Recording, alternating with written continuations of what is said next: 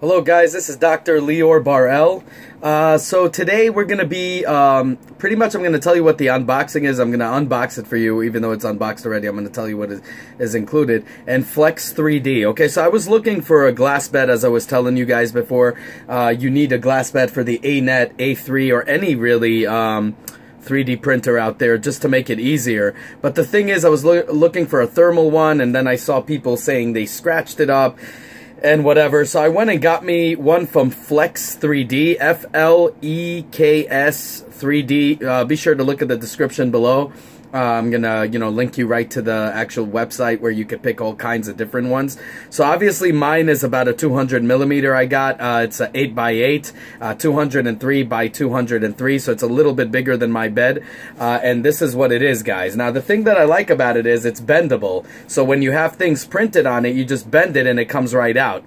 But there's some things that they made a claim that is not true. But first I'm going to tell you. So it comes with a instruction booklet.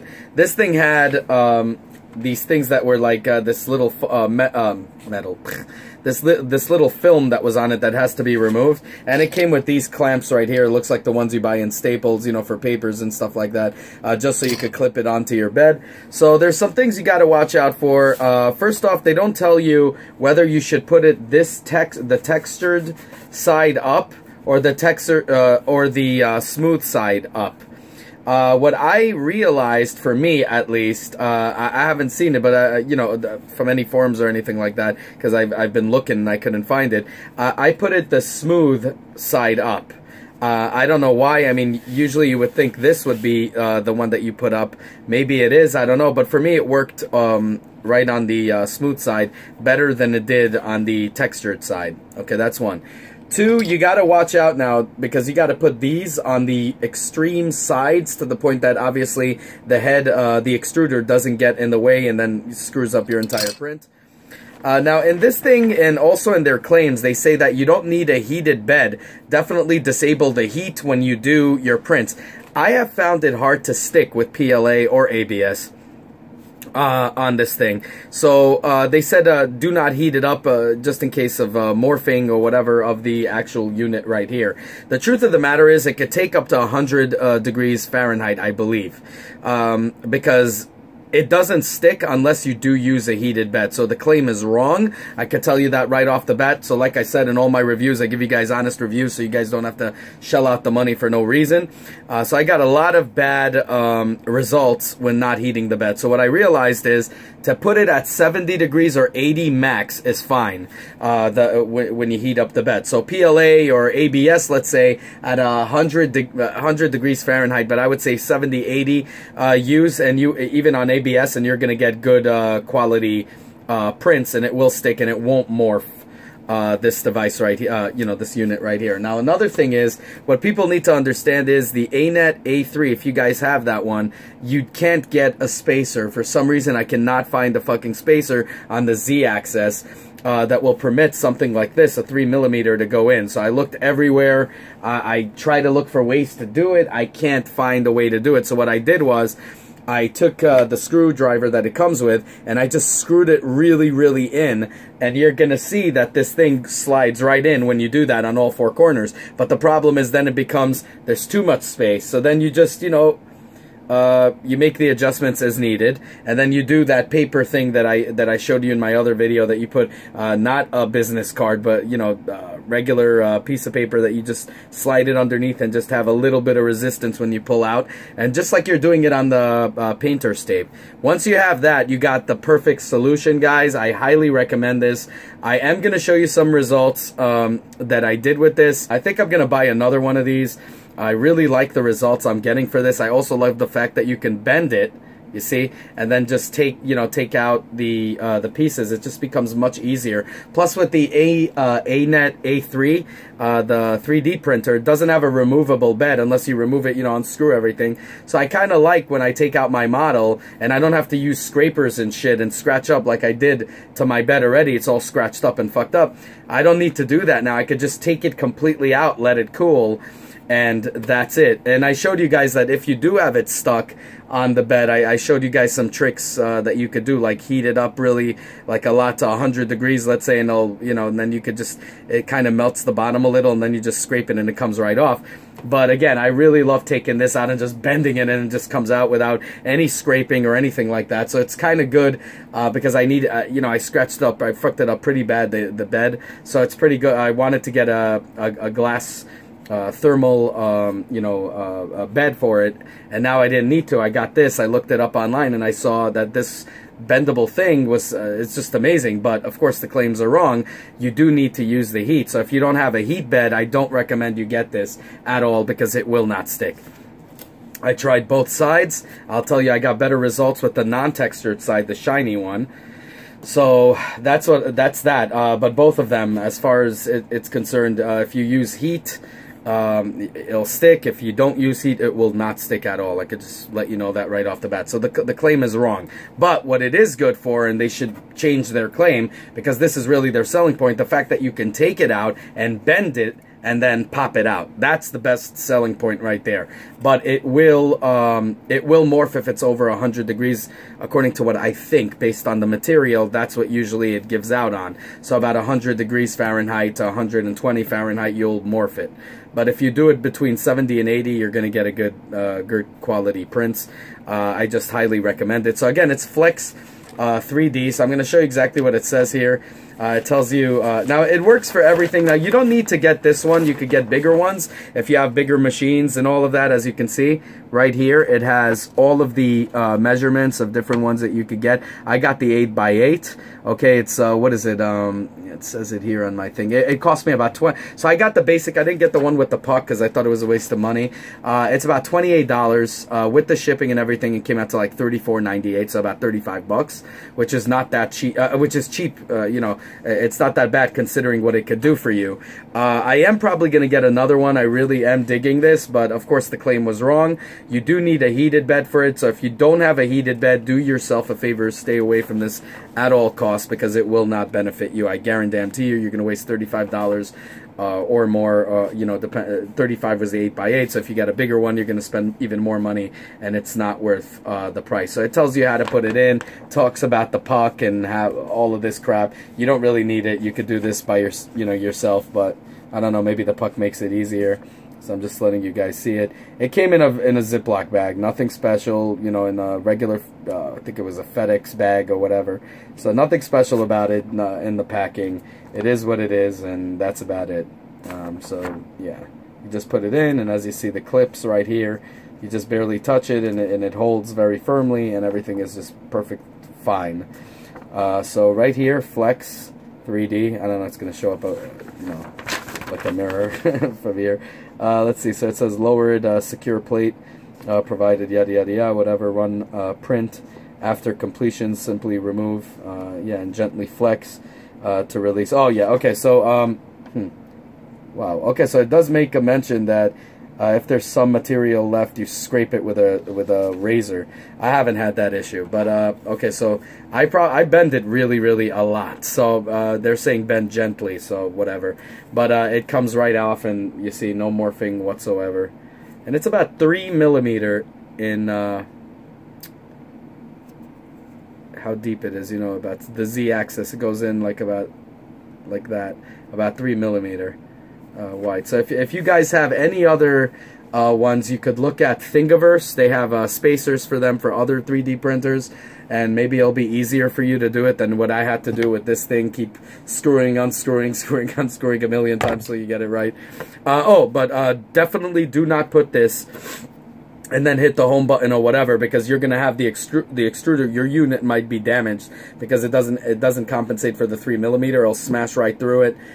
It will cause problems. I highly do not recommend you guys do that. So definitely level it out first. Make it go to home.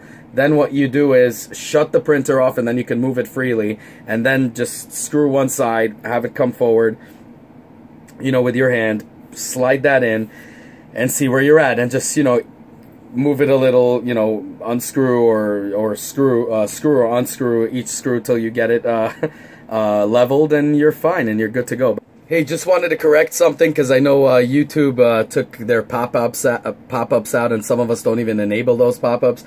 I kind of made a mistake. Instead of saying, 70, 80 degrees Fahrenheit, I meant to say Celsius.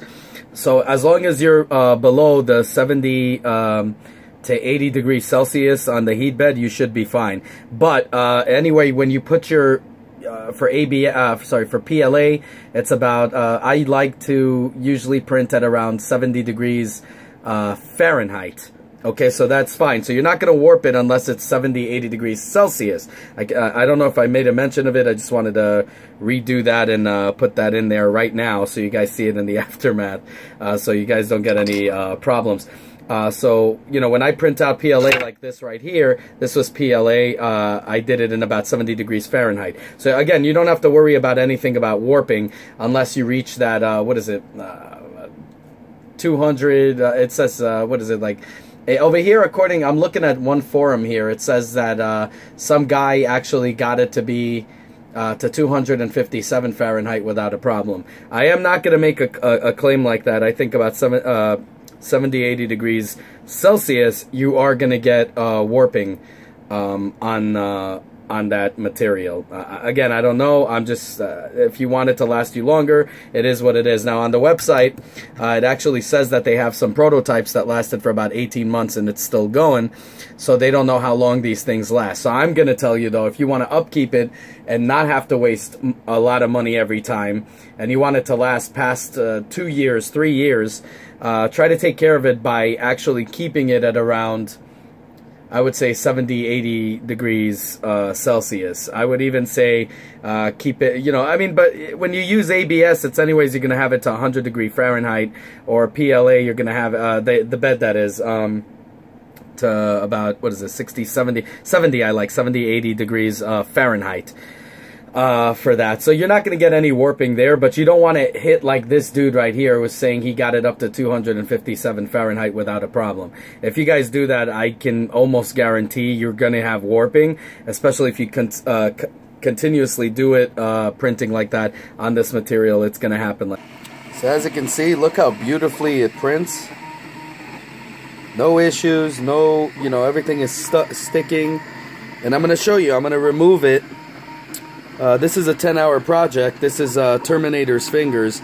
I'm working on some cosplay right now, and I'm going to try to employ this into something that I want. But we're going to see right now. But as you can see, perfect, really. See that? No issues. Completely stuck on the surface. Really nice. And we are at 97%. I got to clean this machine from all the... This is actually, believe it or not, all particles of the plastic of the filament. So we'll see you in about a while, and I'll show you guys how to pop it. Give me a sec. Hello guys. So as you can see, so this is for my cosplay. So they're Terminator fingers. I still don't know if I'm gonna go with the all black, or I'm gonna make it gunmetal spray. I'm also working with a bunch of gloves. I want to see, maybe I will color the gloves as well in a gunmetal spray. So it's all gonna be, instead of visual effects, it'll be special effects. So it won't use any computer generated things. It'll use, you know, these parts that I'm gonna make a hand for my Kylo Ren as part of the cybernetic arm. Now, as you can see, there is absolutely zero warping. Which I'm kind of surprised, to be honest, with this one. The other one came out perfect, but the reason why is because when it was doing the outlines, you see right here, I don't know if you guys could see it, but you see right here and all of that, it wasn't showing up the outline for some of them.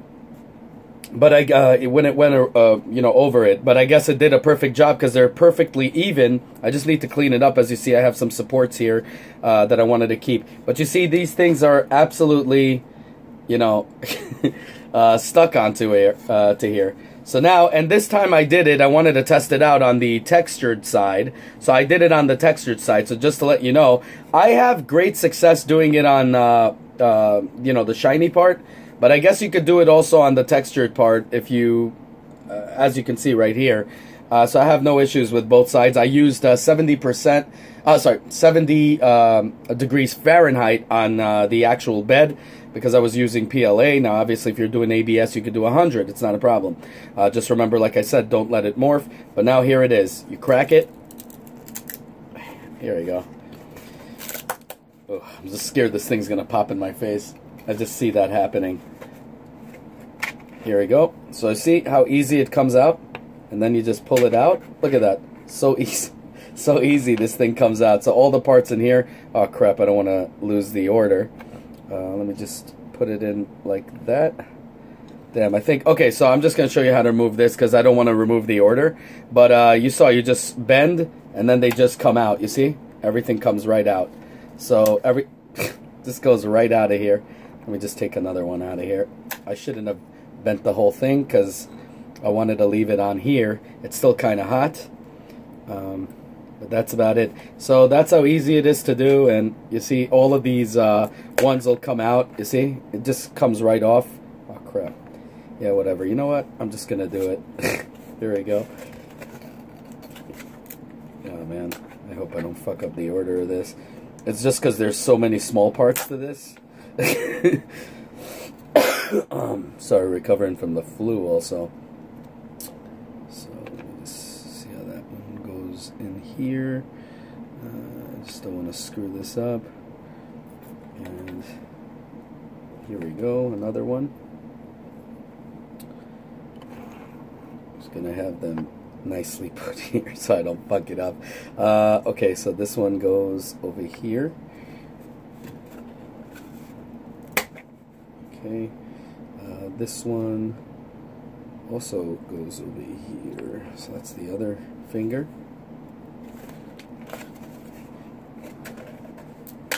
Oop.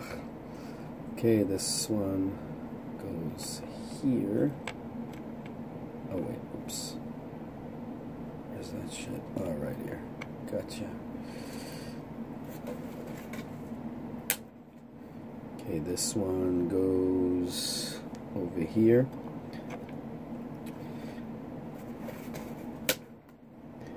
Alrighty. Just wanna get that in.